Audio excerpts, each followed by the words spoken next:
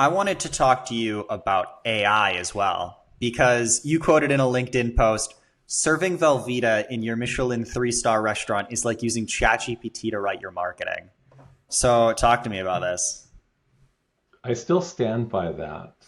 Um, ChatGPT can do amazing things. I had an early fascination as a young person with the fact that computers could take English and do something with that, and that field stalled for decades. And then suddenly, November 2 years ago, OpenAI opens this new thing, and my God, you can communicate with it, and it talks back, and it's friendly, and it's oh so seductive in making you like it and making you like what it says and how powerful it appears to be.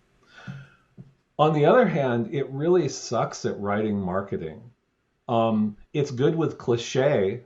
It's good with coming up with something like the average of what it has seen over the internet. And yes, I have tried to say, write like Eugene Schwartz, or you are like master copywriter this, and it'll kind of do a parody of that style. But um, I have rarely, even with the best of ChatGPT 4.0 Turbo or whatever it's called, um, it's hard to get it to write copy that's really good. For ideas, I think it's helpful. It knows, it can remind me of all the things I've forgotten that I've learned at one point. Um, I've asked it questions about things and it's told me, yeah, do this. And it's like, yeah, that's an idea. That's fine. Um, so it's progressing at a huge rate. The thing it can't do is tell your stories. Mm-hmm. It can't fabricate how you feel about the funny thing in the podcast you just heard. And I think you'll always do a better job of that. Um, Now, 5 years from now, it may do a very good job playing a character who could be an effective marketer in some areas. Um, but I don't feel any long-term concern for my job security. Yeah, What are your thoughts on that? I agree. So I know we talked about this before, but I use AI in my essentially the Tucker CM digital newsletter. And that's essentially what I use: A, for training, so that I can train without having to put that on clients, and B, so that I can experiment with things. So here's what I've kind of found. I've been A/B testing what gets opens, and when I handwrite the newsletter and then I give it to AI and say correct the grammar, I get a way better open rate. People seem more interested, and this is primarily with the title. So Hmm. just to specify that, so I get a better open rate when I do it that way. The one thing, so the newsletter is structured in this way. It's a 3-2-1 style newsletter, and 3 tips, 2 essentially news stories or something interesting, and 1 just client case study. So what we did for the client, how we helped them out, or just something about the client.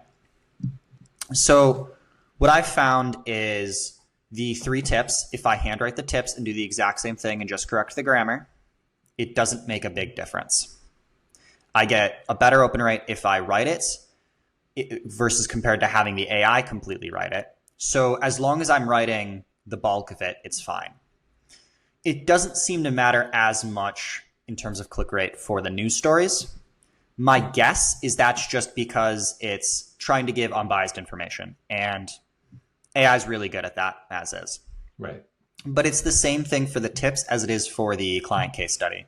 So as long as I write it out first and kind of say, hey, this is what we did, this is what worked for them, maybe it can help you, and this is what they do, I get a better click rate as well. So I agree that AI is useful in portions of writing, but I definitely don't think it can properly write marketing copy yet. What would It's you? awesome for it's awesome for speech to text, and Yeah. it is awesome for grammar. Um, and it can come up with lots of bad ideas. Which I bring that up because if you're ever stuck writing a subject line for your email, start writing bad subject lines. Come up with as many dumb ideas, stupid ideas for subject lines as you can think of just on a piece of paper or in a word processing document. Keep writing them, and you'll find you can't do it forever. You will start to accidentally write subject lines that are better and decent and interesting. And, it can certainly kickstart that process too. I agree. AI is really good for getting a start, but it can't get a finished product for you at all. Yeah. I know you've done a little bit, you do some web design or have done web design in the past. What are your thoughts on blog posts and AI? Because I know a lot of companies don't write blog posts for people, they write blog posts for getting ranked. So what are Right. your thoughts on that? SEO just doesn't fit in my head. I believe in SEO, I believe in search rankings, and I don't have the temperament for figuring I just don't have the patience to learn the games required. Other people do. I really respect that. I've seen some amazing work done to rank on Google. Um, if the blog posts we're having to write are so the machines can consume them, I think Google has already said they're doing filtering to try and identify AI-based content, though I have no understanding of how one AI can detect another AI. That's mystifying to me. But let's assume they're good at that. Um, I don't know. I see a lot of pretty boring blog posts already. I cook a lot, and so I look for recipes online. And there's only a couple sites I can stand that aren't just full of ads and full of long, boring boilerplate text that probably ranks better, but is really annoying to try and read through. So, you know, there's certainly an SEO based blog strategy. There's also a blog strategy for identifying the key articles that your ideal client needs to see and making sure they're prominently on your website. And that's different than kind of the modern blogging of, yeah, you should put out a new blog article every month and it's going to be this and this. Mm-hmm. I don't know. There's a CEO strategy. I don't understand it. AI is generating them. Sure, you could churn that out faster. I think Google will catch on because they do still claim that their search results matter and that they want they feel there's a financial benefit to returning good search results.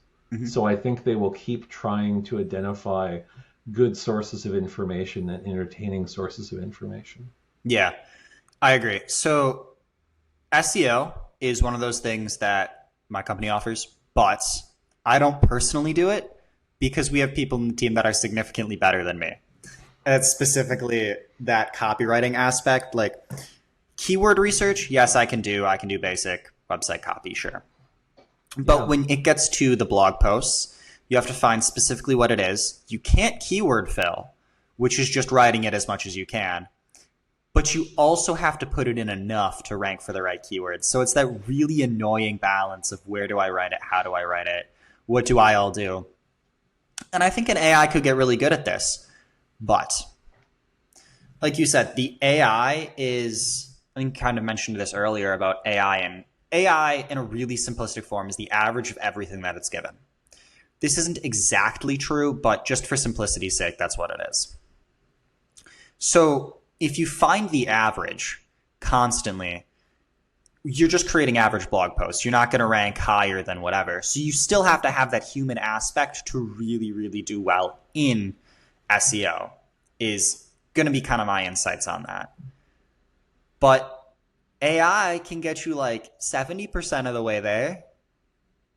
And if it's a tenth of the price, smaller businesses are going to love that, eat it up. Hey guys, post-production Andrew here. I'm just cutting into the podcast here to let you know I do have a newsletter in addition to the podcast. This is not just the only thing I do. The newsletter is just a 3-2-1 style. It's for digital marketing. So if you're interested at all in that, you'll get 3 weekly insights or 3 weekly tips. You'll get 2 news, so what's kind of going on in the industry, what's going on, new CMOs, etc. And you'll get one of my client case studies, kind of what we did for them, how we helped them out. So if that is at all something you're interested in, feel free to subscribe to the newsletter. The link to that is tuckercmdigital.com/newsletter. So link will also be in the description. Feel free to check that out. And back to the podcast.